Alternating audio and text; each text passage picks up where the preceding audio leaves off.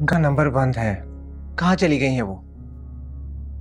पता नहीं बेटा, मैं तमाम रिश्तेदारों को भी फोन कर चुका हूँ, बहाने से उनसे पूछ भी चुका हूँ, लेकिन कुछ पता नहीं चल रहा कहाँ गई है। ऐसी क्या बात हो गई थी जो इतना बड़ा फैसला ले लिया उन्होंने? हर्ट थी वो बहुत ज्यादा। रात तो बहुत ज्यादा रो रही थी कि उन्हें चुप करवाना ही मुश्किल हो गया था। बार बार एक ही बात कर रही थी कि क्या क्या कह रही थी? बोलो। अब बस गुल से नाराज थी और शायद तुमसे भी।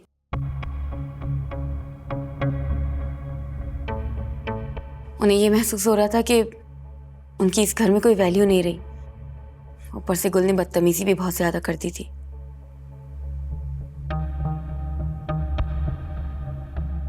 क्यों झूठ बोल रही हो? मैंने तो आज तक खाला से नजर उठा के बात नहीं की और तुम बदतमीजी की बात कर रही हो। गुल, झूठ तो तुम बोल रही हो।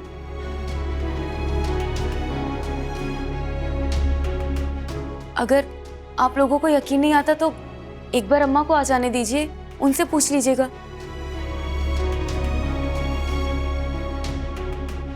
तुम्हें झूठ बोलते हुए खुदा से डर नहीं लगता? क्यों मेरे पीछे पड़ी हुई हो?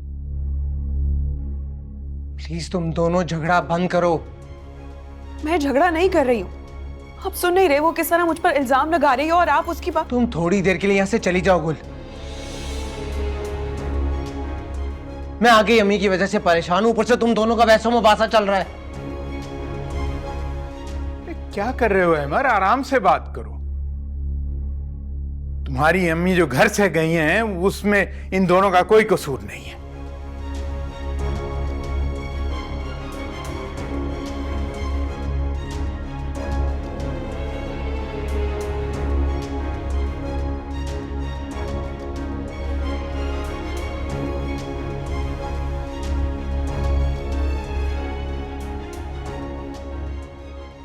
बाबा, दिन गुजरता जा रहा है।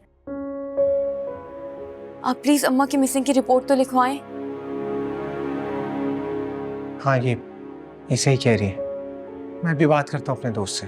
किस दोस्त को? वही जो एसपी है? जी वो।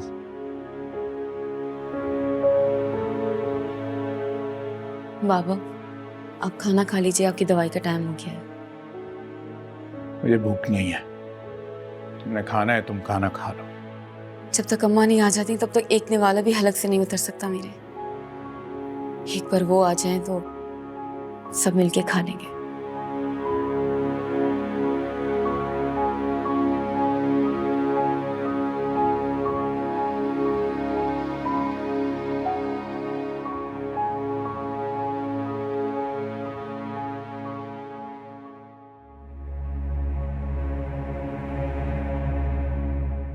मना किया था ना मैंने तुझे कि नोमी के पास नहीं जाना।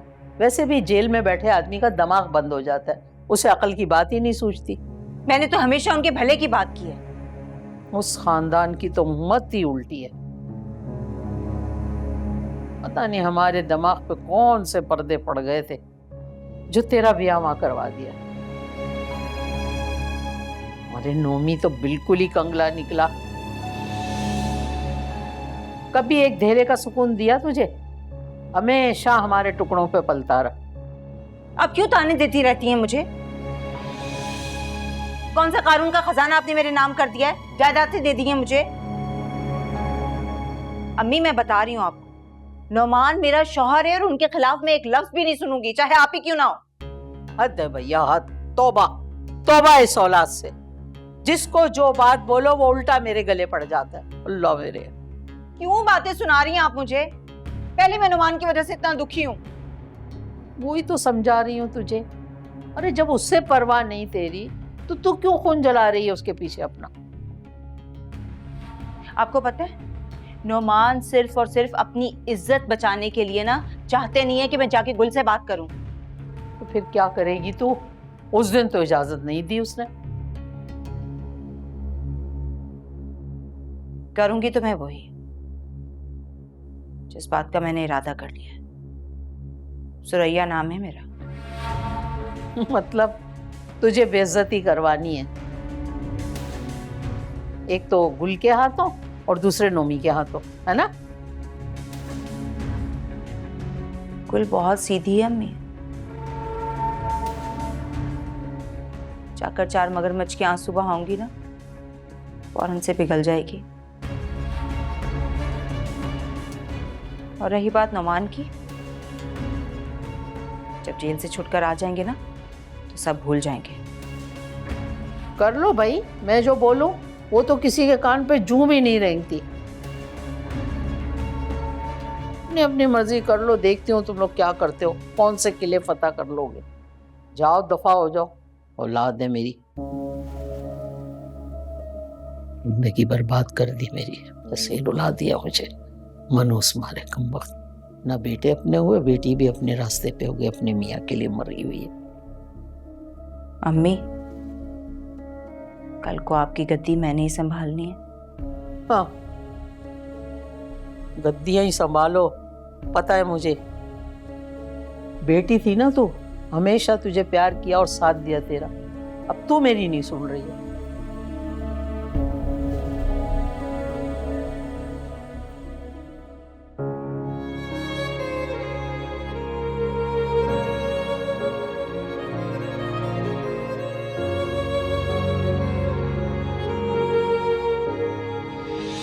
तुम परेशान मत हो, तुमने सही फैसला किया है। पता नहीं क्या ठीक है क्या गलत, कोई फैसला ही नहीं कर पाते यार। दिमाग की मत सुनो, दिल की सुनो, वो क्या कहता है। अगर मैं दिल की सुनती तो अपने भाई के सामने ही चट्टान बनकर ना खड़ी होती, क्योंकि दिल हमेशा रिश्तों के आगे मजबूर हो जाता है। तुम फिक्र मत करो गुल, अब सब कुछ अच्छा ही होगा तुम्हारी जिंदगी में इंशाल्लाह। गुल, मेरे कपड़े रेडी कर दो, मैंने कहीं जाना है, मैं फ्रेश होकर आया।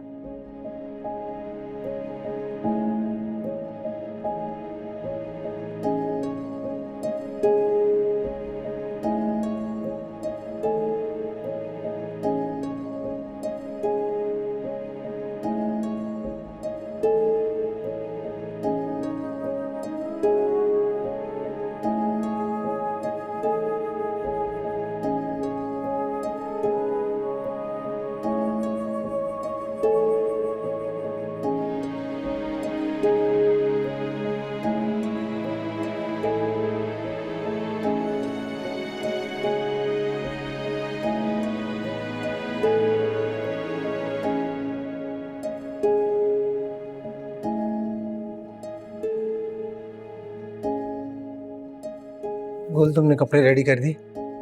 सामने ही रखे। मैंने सोचा शायद तुमने सुना नहीं। हाँ, सुनती तो हूँ मैं सबकी। आई एम रियली सॉरी, मैं अम्मी की टेंशन में कुछ ज्यादा ही कह गया तुम्हें, मेरा लहजा दुरुस्त नहीं था। कोई बात नहीं है अमर,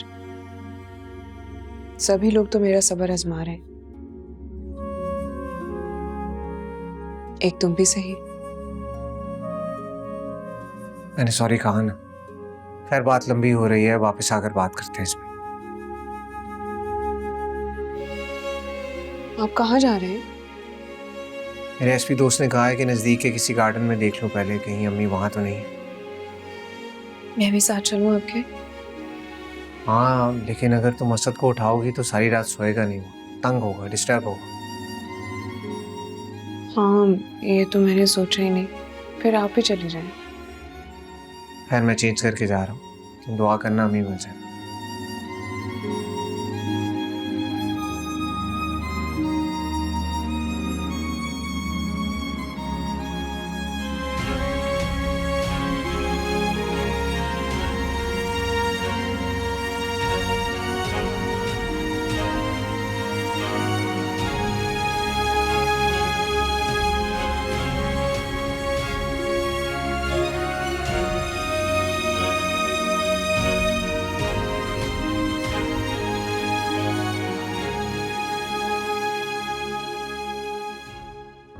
ताई का मुंह देखा था, उनका बस चलता है ना तो मुझे गोली से उड़ा देती। इसी काबिल है वो, जितना हम दबेंगे ना वो उतना ही हमें दबाएंगे। सही कह रही हो तुम। इसलिए मैंने सोचा है कि मैं अपने शौहर को लेके इस जंजालपुरे से दूर चली जाऊंगी। देख लेना। रईस मान जाएगा इस बात के लिए? हाँ, मान ही जाएगा। तुमने वो सुना नहीं है कि पत्थर पे अगर कतरा कतरा पानी गिरता रहे तो एक दिन उसमें भी सुराख हो जाता है। चलो अल्लाह करे मान जाए। वैसे ये बात सच है क्या कि ये घर उस बुढ़िया के नाम पे है? हाँ, नाम तो ताई के ही है। तुम्हें पता है रईस के अब्बा ना इंतहाई तेज और शातिर आदमी था। जैसे ही रईस कारोबार में कामयाब हुआ, सारा पैसा लपेट के ये घर बना के अपनी बीवी के नाम कर गया, जबकि ये सारा पैसा ना मेरे शौहर का है, यानी कि मेरा है। जिससे बंदा पूछे ये सब कुछ कब्र में लेके जाना है क्या? अपनी जिंदगी में ही बांट दे अपने बेटों को, कभी छोटे बेटे के पास है तो कभी बड़े। ओ हेलो, अस्तगफिरुल्लाह।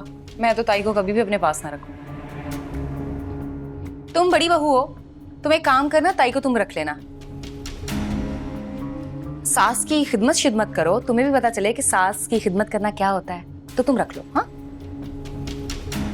तौबा करो, माफ कर दो मुझे, तो कभी ना रखूं मैं।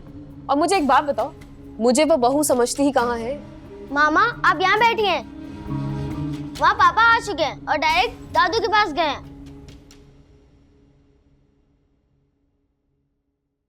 अच्छा, क्या कह रही थी दादू? बातें सुनी तुमने? तुम्हारी शिकायतें लगा रही थी आती।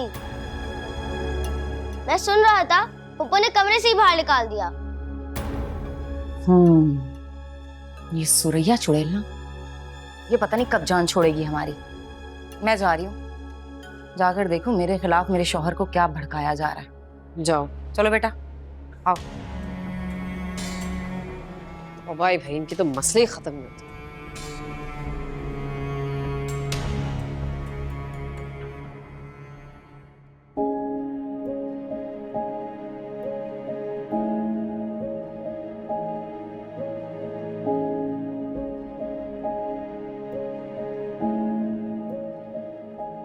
अल्लाह का शुक्र है कि तुम मिल गई।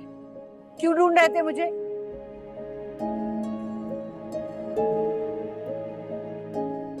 अमर बेटा, तुम्हारी अम्मी मिल गई हैं। आप पाक के शुमाल में आ जाओ, हम तुम्हारा यहीं इंतजार कर रहे हैं।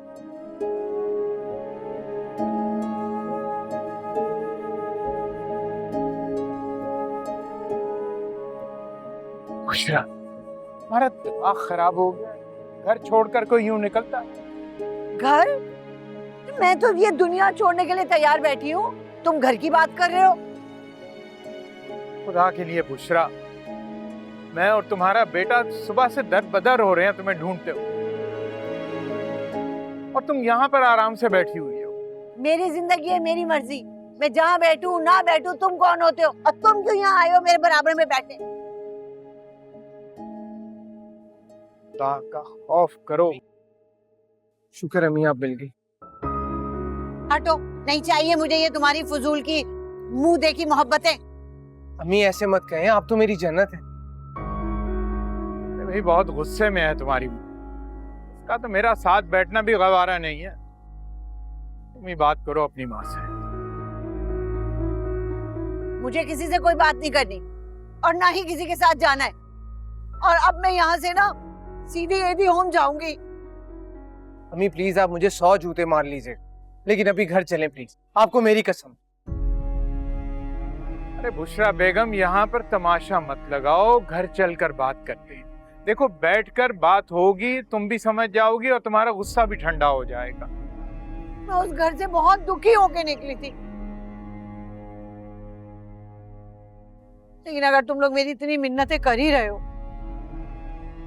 तो ठीक है, तो मैं एक मौका दे देती हूँ तुम्हें। ठीक है, चलो आ जाओ ना। हाथ नहीं लगाओ मुझे।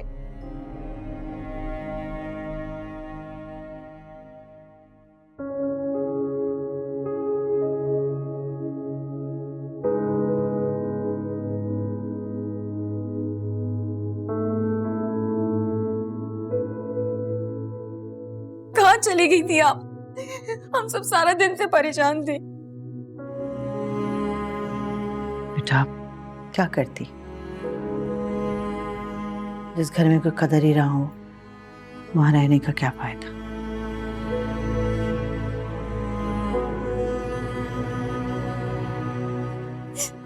मेरे बारे में तो सोचना चाहिए था ना। मैं आपकी वजह से यहाँ हूँ, बल्कि जिंदा हूँ, वरना मेरा जिंदा रहने का क्या जवाब बनता है। अल्लाह ना करे कि कभी तुम्हें कुछ हो। पगली, खबरदार दोबारा ऐसा कोई लफ्ज मुंह से निकाला होगा, वरना मैं सचमुच तुमसे नाराज हो जाऊंगी। अच्छा छोड़ इन सब बातों को, नौशी अम्मी के लिए खाना ले आओ, उन्हें भूख लगी होगी। नहीं, उसकी जरूरत नहीं है, खाना मैंने बनाया है खाला जान के लिए, आ जाएं।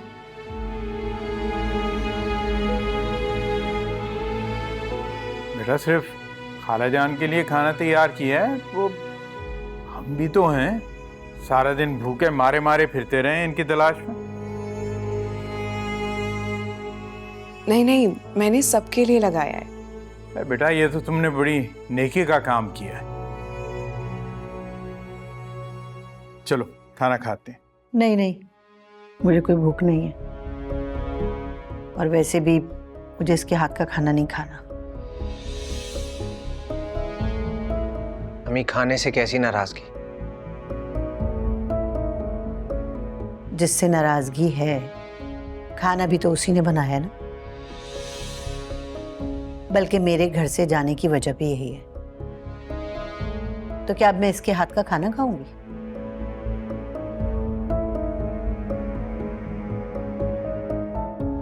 कोई बात नहीं अम्मा, मैं अपने हाथों से आपके लिए खाना बनाती हूँ। आप अपने कमरे में चले, आ जाए। चले।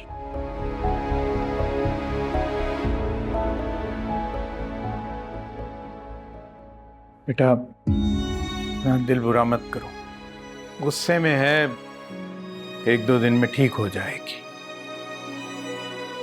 हमें तो भूख लगी है, हम तो खाना खाएंगे, क्यों अबू? बिल्कुल ठीक कह रहे हो, मेरे तो खाने की खुशबू यहाँ तक आ रही है।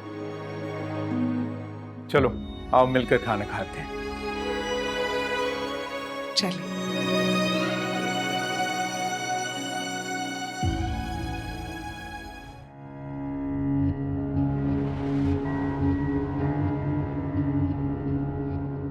इतनी राजदारी क्यों बढ़ती जा रही है?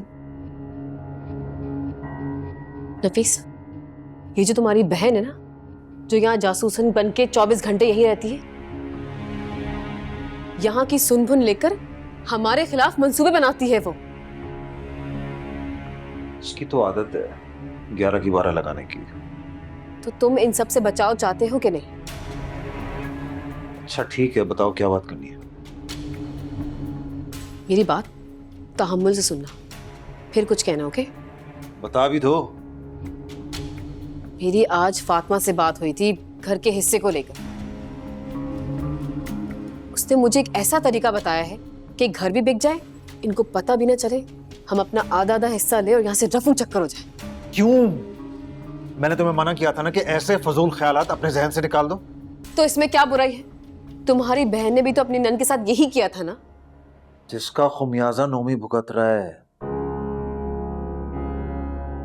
और वो आराम से सुकून से इस घर में बैठी हुई है। तुम भी चाहती हो कि मैं ऐसा पागलपन करूं और फंस जाऊं, और तुम यहां पे आराम से बैठी रहो? पागल समझा हुआ है मुझे क्या? बहुत ही डरपोक हो तुम वैसे। मैं एक प्रॉपर्टी डीलर हूं, और इन मामलात को तुम जैसी घर बैठने वाली औरतों से बेहतर समझता हूं। ऐसे काम करने का कोई फायदा है नहीं। पहला, रईस नहीं मानेगा, दूसरा मैं खुद ये नहीं चाहता। इसलिए जो मिल रहा है उस पर सब्र शुक्र अदा करो। और अम्मा ने कौन सा हमेशा जीना है? फिर तो सब कुछ हमारा ही हो जाना है। इसलिए जल्दबाजी करके क्यों हम अपना नुकसान करवाएं? लेकिन बस अब मुझे इस बारे में और कोई बात नहीं करनी। और तुम फातिमा से दूर रहो, वो तुमसे सारी बातें पूछकर अम्मा को बताती होगी। जो औरत एक बार मेरे होने वाले बच्चे की जान लेने की कोशिश कर सकती है, उस पर एतबार नहीं किया जा सकता।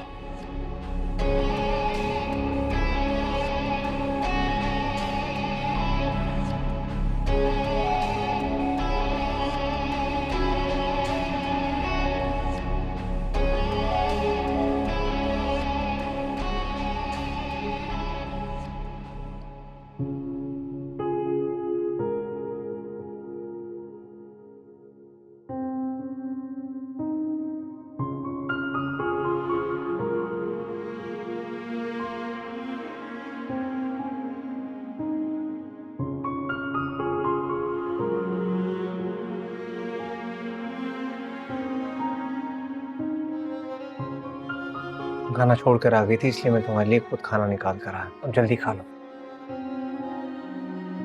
मुझे भूख नहीं थी, इसीलिए मुझे नहीं खाना है। सुबह थोड़ा सा नाश्ता करती हो, सारा दिन मेरा वेट करती हो, पर अब कह रही हो भूख नहीं लगी। बस नहीं थी, इसीलिए नहीं खाया।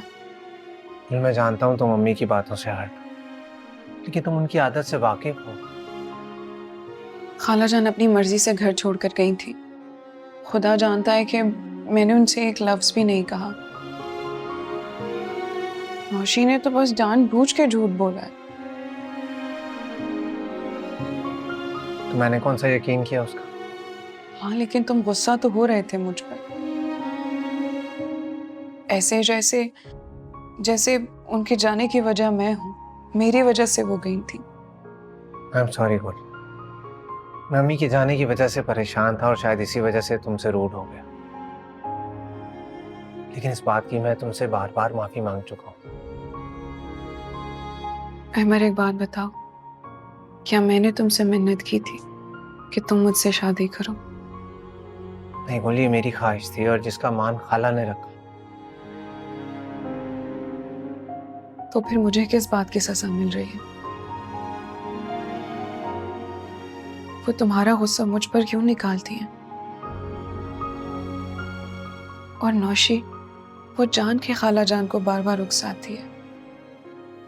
गुल, अगर हालात पहले जैसे होते तो यकीन करो मैं तुम्हें दोबारा उसी फ्लैट में साथ ले जाता,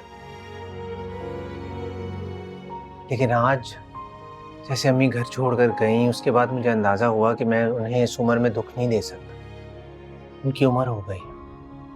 मैं भी हरगिज नहीं चाहूंगी कि तुम उनसे दूर हो जाओ। तो फिर मुझसे वादा करो कि हालात जैसे भी हुए, जो भी हुआ, तुम कभी भी घबराओगी नहीं, रोओगी नहीं, हमेशा मेरा साथ दोगी।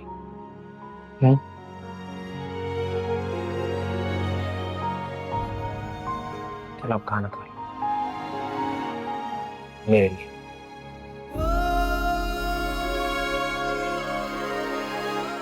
तो मैं ये बर्तन रख के अब मेरा फोन उठा देंगे?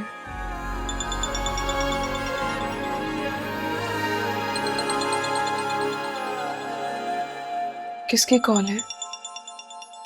सुरैया भाभी की कॉल है। वो क्यों कॉल कर रही है?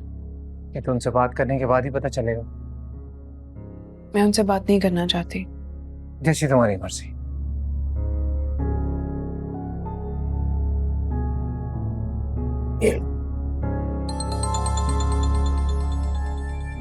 उन्हीं की कॉल है ना? हाँ। और बात कर लो, कोई इमरजेंसी होगी। लेकिन अहमद, देखो मैं जानता हूँ तुम उनसे बहुत नाराज हो, लेकिन शायद उन्हें इस वक्त तुम्हारी जरूरत हो, कोई इमरजेंसी हो। तुम बात करो, मैं बर्तन रख कर आता हूं। लेकिन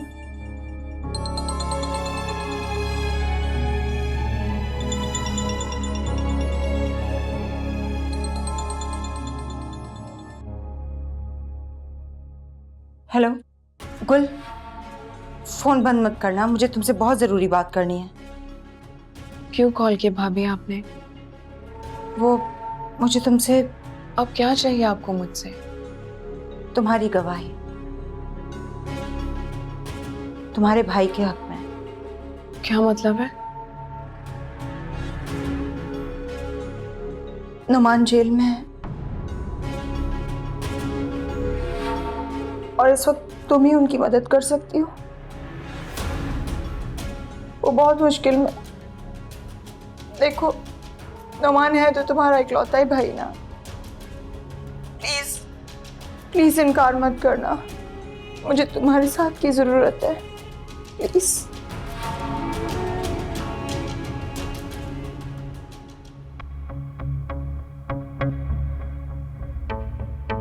मैं तो इतना डर गई थी कि कुछ गलत ना हो जाए, लेकिन अल्लाह का शुक्र है सब कुछ आपके प्लान के मुताबिक हुआ। सच बताऊं, डर तो मुझे भी बहुत लग रहा था, लेकिन एक बात का यकीन था कि मेरा बेटा अहमर ऐसे ही हाथ पे हाथ धरे नहीं बैठा रहेगा, बल्कि अपनी माँ को तलाश करेगा। अम्मा, इस बार तो मैंने ये आपके कहने पर कर लिया, लेकिन आइंदा ये रिस्क लेने नहीं दूंगी आपको मैं। अरे बेफिक्र हो जाओ, अब नहीं कुछ होगा, इंशाल्लाह सब आहिस्ता आहिस्ता ठीक हो जाएगा, यकीन करो। अस्सलाम वालेकुम। नौशी बेटा, जरा 2 प्याली चाय तो बना लो।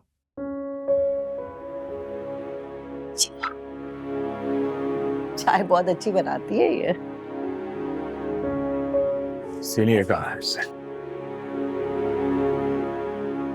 आप जल्दी नहीं आ गए नमाज पढ़ के? वैसे तो 9 बजे तक आते। आज नमाज के बाद दर्स नहीं था, इसलिए मैं जल्दी आ गया। अच्छा, अच्छा ही हुआ, वरना मुझे ये कैसे पता चलता कि मेरी बेगम जो है वो कौन कौन सी साजिशों में मुलव्विस है।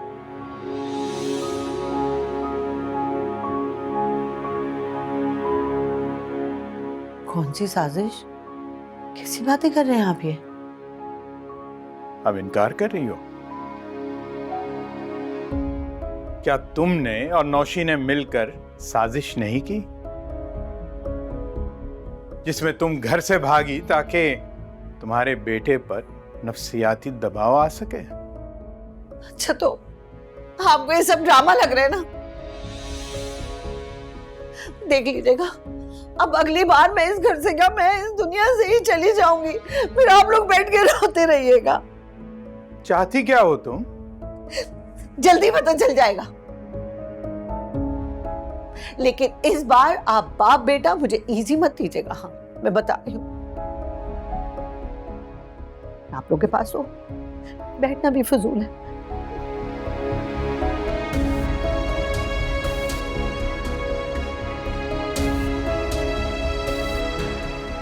समझती हैं कुछ पता नहीं चलेगा किसी को।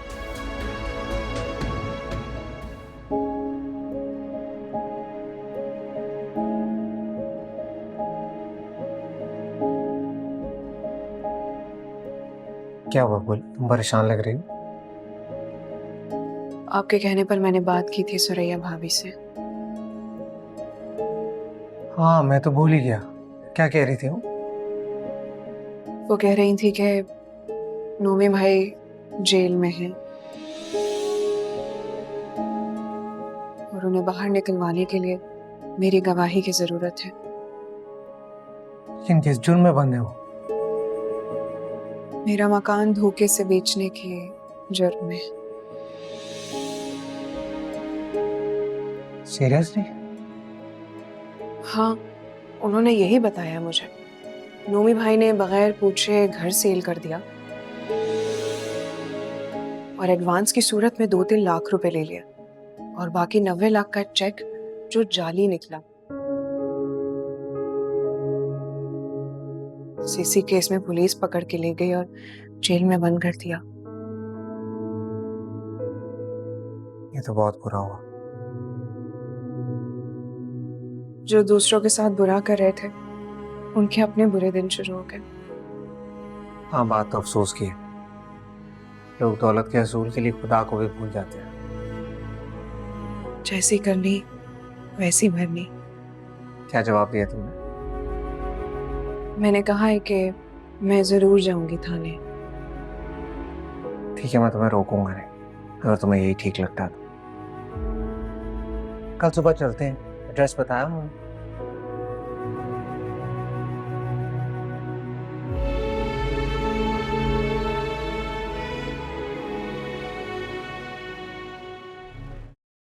ये सुबह सुबह कहाँ जाने की तैयारी है? अम्मी बताया तो था कि थाने जाना है। गुल नुमान के हक में बयान देने के लिए राजी हो गई है। क्या वो मान गई इतने आसानी से? और नहीं तो क्या। बेवकूफ तो है, मैं चाहे जो भी कर लूं उसके साथ। जाके माफी मांगती हूँ ना, सारी पुरानी बातें भूल जाती है। लेकिन फिर भी सुरैया, उसे कुछ गुस्सा आया होगा, कुछ गिला तो होगा ना? अरे होता है तो होता रहे गिला, बस एक बार मेरा काम हो जाए, फिर ऐसी लात मार के भगाऊंगी ना उस बोंगी को।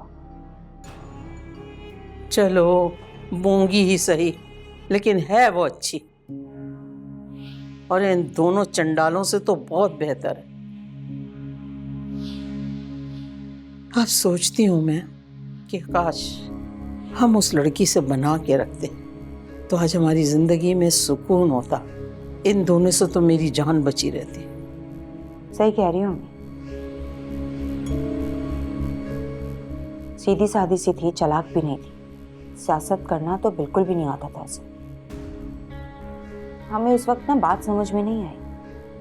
इन सब में ना सबसे ज्यादा कसूर नफीस भाई का ही है। परी को छोड़कर गधी को ब्याह लाया। क्या जरूरत थी गुल को जज्बात पे आके तलाक देने की? खून तो बेटा मेरा भी जल जल के खत्म हो रहा है। अब तो कोई ना वजीफा काम आ रहा है, ना कोई तावीज काम आ रहा है, कुछ भी नहीं हो रहा है। हार गई हूं मैं तो। नफीस बहुत बदबख्त निकला। भाड़ में जाए अम्मी, खुद ही भुगतेंगे। वो दिन दूर नहीं है जब ये फ्रॉड औरत ना लात मार के जाएगी नफीस भाई को, तब होश ठिकाने आएंगे। अच्छा आप जाओ ना, जाके जल्दी से 10,000 रुपए लेकर आओ किराए विराए के लिए। ओ भाई किस बात का 10,000? तू कौन सा जहाज में बैठ के जा रही है? हैं? थाने जा रही हूँ, थाने। अरे वहां पुलिस वालों को भी खर्ची पानी देनी होगी कि नहीं? 10,000 तो यूं खर्च हो जाएंगे यूं। जाओ ना अम्मी, देर हो रही है। ला रही हूँ, खड़ी रह तू यहीं। लाती हूँ। क्या है 10,000 रुपए?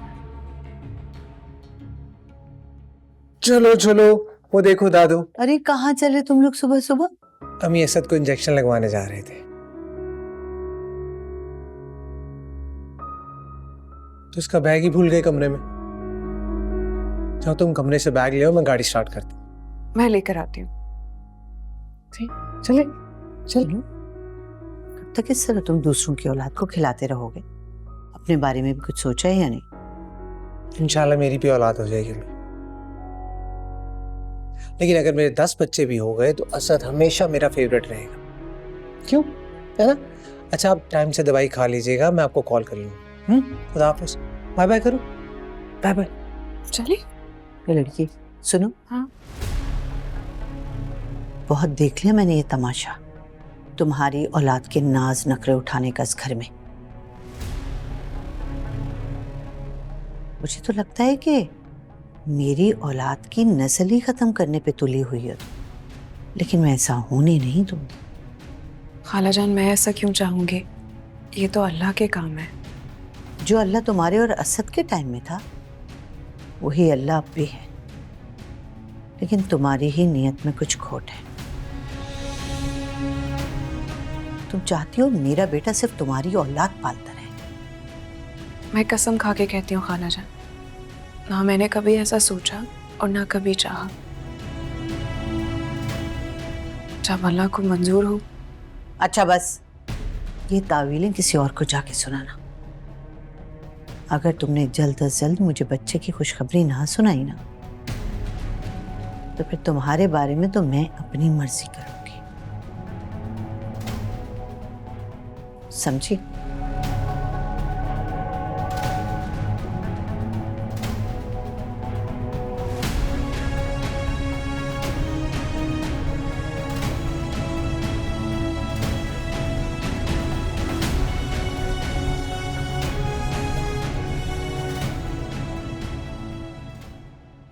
यानी कि मेरे मना करने के बावजूद भी तुमने गुल को कॉल करी थी? नहीं रहा गया ना तुमसे?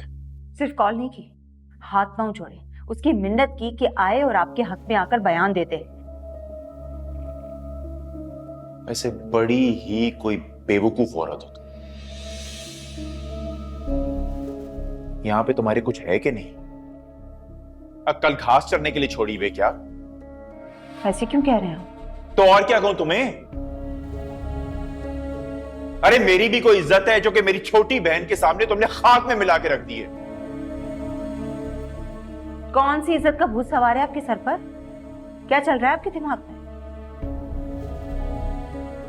मैं सिर्फ इतना जानती हूँ कि इस वक्त हम मुसीबत में हैं और गुल वही आकर हमें इस मुसीबत से छुटकारा दिलवाएगी। ये बात तुम्हारी इस मोटी अक्कल में क्यों नहीं आ रही सुरैया बेगम कि जो कुछ हम अम्मा और गुल के साथ कर चुके हैं ना, उसके बाद वो मेरे हक में गवाही नहीं देगी।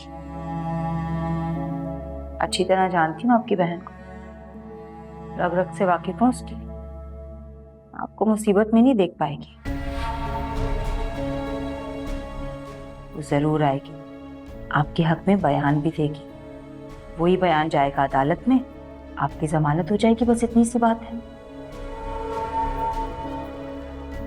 और हाँ, जब गुल आए ना, आपने उससे माफी मांगनी है, ये कहकर कि आपकी नीयत में कोई खोट नहीं था, आप नहीं चाहते थे कि उसका हिस्सा रखें, लेकिन क्या करते, चेक जाली निकला।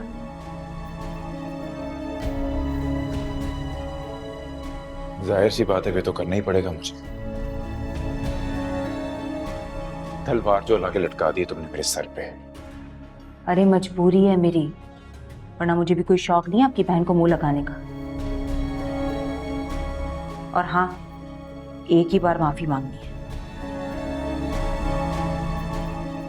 ज्यादा बात करने की जरूरत नहीं है। ऐसा ना वो सर पे चढ़ जाए, बाकी मैं खुद संभाल लूंगी। ठीक है?